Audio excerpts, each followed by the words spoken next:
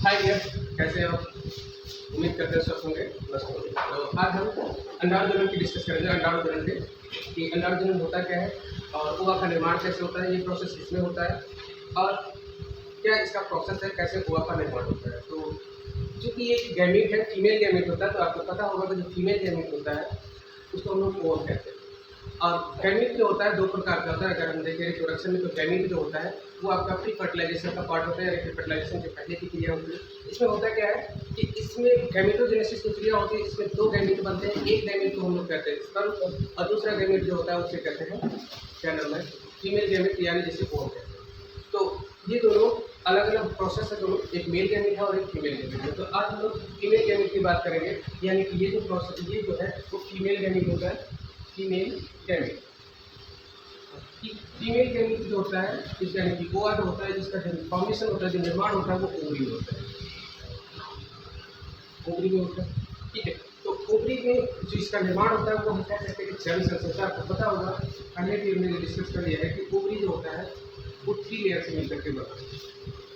3 layer होता है। सबसे पहला लेयर जो होता है, इसमें दूसरा एपिथेलियम कहते हैं, तीसरा एपिथेलियम कहते हैं। सेकेंड जो होता है जिसे हम लोग कहते हैं जर्म लेयर कहते हैं, या जर्म एपिथेलियम कहेंगे, ये जर्म लेयर होता है। और तीसरा जो होता है जिसमें जो का एल्बुमिन लेयर, ये लेयर होते हैं, एक एल्बुमिन जिसका अंदर का पार्ट होता है, और तीसरा जो लेयर होता है जिससे हम लोग जर्म लेयर होता है।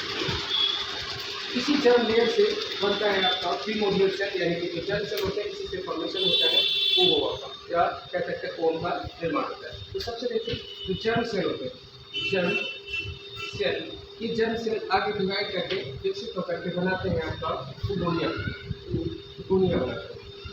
ओगोनिया ये एक प्लूरल होता है, इसका जो सिंगुलर होता है उसे हम लोग कहते हैं ओगोनिया। ठीक है, तो ये आपका ओगोनिया होता है, ओगोनिया। अब यहाँ पे हमें क्या लेकर के चलना है, एक सेल को लेकर के चलना है, ओगोनियम। ओगोनियम जो होता है वो कह सकते हैं इसमें नंबर ऑफ क्रोमोसोम जो होंगे वो 2n होंगे, यानी जो ओगोनियम होता है इसमें क्रोमोसोम की संख्या पूरी होती है और ये मल्टीप्लाई करता है, यानी कि अपनी संख्या बढ़ाता है, जिसके फलस्वरूप ये 2n से 4n बनाता है। यानी ये 2n ओगोनिया जो होगा वो माइटोसिस करेगा, माइटोसिस, और माइटोसिस के फलस्वरूप ये बना लेता है आपका 2n, यानी कि same number of chromosome divide होकर के 1 से 2 बन जाते हैं। फिर अगेन क्या करेगा, फिर ये कुछ समय पश्चात पुनः इसमें क्या नाम है, सूत्री विभाजन, यानी माइटोसिस की क्रिया होगी, माइटोसिस, और ये माइटोसिस करके पुनः ये अपनी संख्या और बढ़ा लेता है, यानी कि लगातार ये संख्या अपनी बढ़ाता जाता है। ठीक है, तो ये जो 2n बन रहा है, ये इसी को आगे चलते ये अपने क्या करते हैं, मेच्योर होते हैं, यानी कि अपने आप को विकसित करते हैं। उस समय पश्चात के लिए न्यूट्रिशन प्रोवाइड होगा, इसको न्यूट्रिशन इकट्ठा करके ये अपने आप को विकसित कर लेते हैं, और यही कहलाते हैं आपका 2n है, यही कहलाएंगे आपका प्राइमरी oocyte। इसी को हम प्राइमरी oocyte कहेंगे, बोले आपका प्राइमरी oocyte। प्राइमरी oocyte यानी कि कह सकते हैं कि यहाँ पे 2 बार माइटोसिस की क्रिया होती है। पहली माइटोसिस क्रिया होगी ओगोनिया, जो ओगोनियन जो होगा वो बनाएगा 2n, यानी कि सेल डिवाइड होगा, मल्टीप्लाई करेगा और 2 बना लेगा। फिर इन दोनों का फिर माइटोसिस अगेन होता है और ये दोनों 4 कोष का बना लेते हैं। ये हम एक सेल की बात करें, यानी इसमें बहुत ढेर सारे ओगोनिया होते हैं, और ओगोनिया क्या करेंगे, डिवाइड करके अपनी संख्या बढ़ाते हैं। इसलिए यहाँ पे चूंकि लगातार अपनी संख्या बढ़ा है, अतः हम इसे मल्टीप्लिकेशन फेज, यानी कि वृद्धि अवस्था कहेंगे, मल्टीप्लिकेशन फेज कहते हैं। यानी मल्टीप्लिकेशन फेज में अपनी संख्या को लगातार बढ़ाते जाते हैं और प्राइमरी oocyte का निर्माण करते हैं। अब प्राइमरी oocyte बनने के बाद, यानी कि सभी आपकी जितने हैं 4 सेल, ये एक ओगोनियम डिवाइड होकर के 4 सेल बनाते हैं माइटोसिस के थ्रू। अगेन क्या होगा, ये माइटोसिस यहाँ पे होने के बाद ये जब बन जाएगा तो प्राइमरी oocyte अब क्या करता है, यहाँ पे जब प्राइमरी oocyte बनता है, ये इतनी अवस्था जो ये अपने आप को क्या करता है, ग्रोथ के लिए, यानी कि अपना विकास करता है, यानी न्यूट्रिशन इकट्ठा करके अपने वृद्धि करता है। अतः इस अवस्था को हम लोग ग्रोथ फेज कहते हैं। यानी इस अवस्था में, यानी कि प्राइमरी oocyte बनने के लिए जब ये अपनी संख्या 4 कर लेता है तो ये अपनी वृद्धि करता है, यानी कि अपने आप को डेवलप करेगा न्यूट्रिशन लेकर के, और इस अवस्था को ही कि प्राइमरी oocyte में बदल जाता है। अतः इस अवस्था को हम लोग क्या कहेंगे, ग्रोथ फेज कहेंगे। अब क्या होगा कि प्राइमरी oocyte का अगेन दोबारा अब यहाँ पे होती है क्रिया मियोसिस की, यानी हम किसी एक सेल को लेंगे, इनमें से किसी एक सेल को लेकर के चलेंगे, तो कितने सारा सेल ले सकते हैं, जगह कम पड़ेगी। एक सेल लेंगे 2n, ये 2n क्या करेगा, यहाँ पे होगी क्रिया मियोसिस, यानी कि ये सेल मियोसिस करेगा, मियोसिस करके मियोसिस पुष्ट हो गया यहाँ पे, और ये सिंगल एंड में कन्वर्ट हो जाएगा। यानी कि आप कह सकते हैं कि यहाँ पे सिंगल 2 सेल बनेंगे, एक सेल जो आपका बनेगा ये पहली सेल बनेगी जो कि आपका फर्स्ट पोलर बॉडी में है,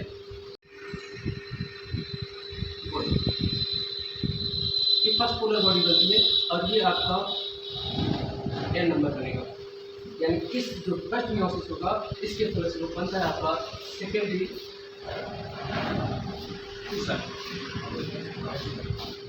oocyte बनेगा।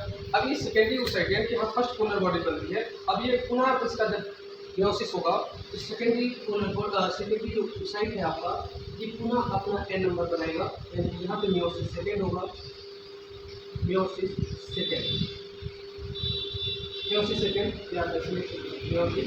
होगा, और सेकेंड यहाँ पे दूसरा आपका ऊपिट बनता है, यानी कि सेकेंडरी oocyte जो बनाएगा वो ऊपिट बनेगा, और यहाँ पे आपका सेकेंड पोलर बॉडी बनेगा, सेकेंड पोलर बॉडी। अब सवाल एक ये भी आता है कि क्या सेकेंड पोलर बॉडी या फर्स्ट पोलर बॉडी इसमें भी, क्योंकि यहाँ पे भी आपका ऑर्थोट्रोपिक विभाजन होता है, चूंकि इसका साइटोप्लाज्म कम होता है, ये इसकी अपेक्षा छोटा होता है, अतः ये डीजनरेट हो जाता है, स्वतः ही अपने आप ये डीजनरेट हो जाएगा, आगे चल करके इसमें भी मियोसिस की क्रिया होगी, और ये 2 बनाएंगे, 2 सेल बनाएंगे, लेकिन साइटोप्लाज्म कम होने की वजह से डीजनरेट कर जाता है, इसमें आगे का डिवीजन नहीं होता है। सेम टर्म इसके साथ भी होता है, सेकेंडरी पोलर बॉडी भी आगे जाकर के डीजनरेट हो जाता है। तो यहाँ पे जो आपको प्राप्त होता है ये oocyte कहते हैं। अब oocyte क्या होगा, ये आगे चल करके मैच्योर होकर के बना लेते हैं ओन, ये आपका ओन तैयार, कुछ समय के पश्चात ओन बनके तैयार हो जाता है। अब ये फर्टिलाइजेशन के लिए क्या होता है, तैयार है। तो ये जो क्रिया होती है, यानी कि आपका यहाँ से लेकर के, यानी कि प्राइमरी oocyte से ओन का जो निर्माण होता है, ये अवस्था आपका कहलाता है, इसे कहते हैं मैच्योरेशन फेज। यानी आप कह सकते हैं कि जो oogenesis की क्रिया होती है ये 3 अवस्थाओं में होती है। एक पहला जो होता है जिसमें अपनी संख्या लगातार बढ़ाता है, उस अवस्था को हम लोग कहते हैं मल्टीप्लिकेशन फेज, यानी गुणन प्रावस्था कहते हैं।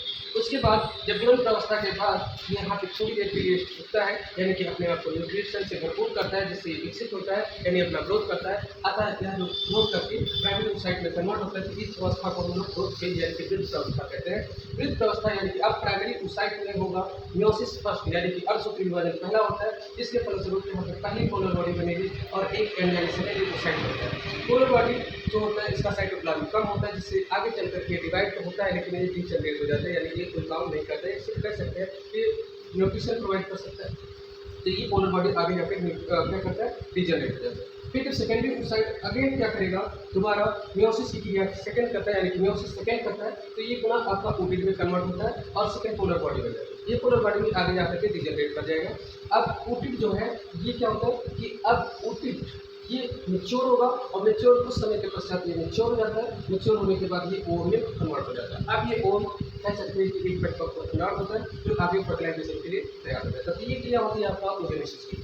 इतना टॉपिक है, इंपॉर्टेंट है, याद रखिए कि जो oogenesis की क्रिया होती है फीमेल गैमेट के निर्माण के लिए होता है, यानी कि आप कह सकते हैं कि फीमेल का पार्ट होता है, फीमेल गैमेट होता है। फीमेल गैमेट जो बनता है वो ओवरी में बनता है, ओवरी में जो आपका जो लेयर होता है वो बीच की लेयर जिसे जर्मिनेंट एपिथेलियम कहते हैं, उसमें बनता है जर्म सेल्स से जा करके बनता है उगुनिया आगे जाकर के माइटोसिस करेगा, फिर माइटोसिस करेगा, फिर आपका क्या नाम है मियोसिस करेगा, फिर सेकेंड मियोसिस होगा, तब जाकर के आपका ओम का निर्माण होगा। ये प्रोसेस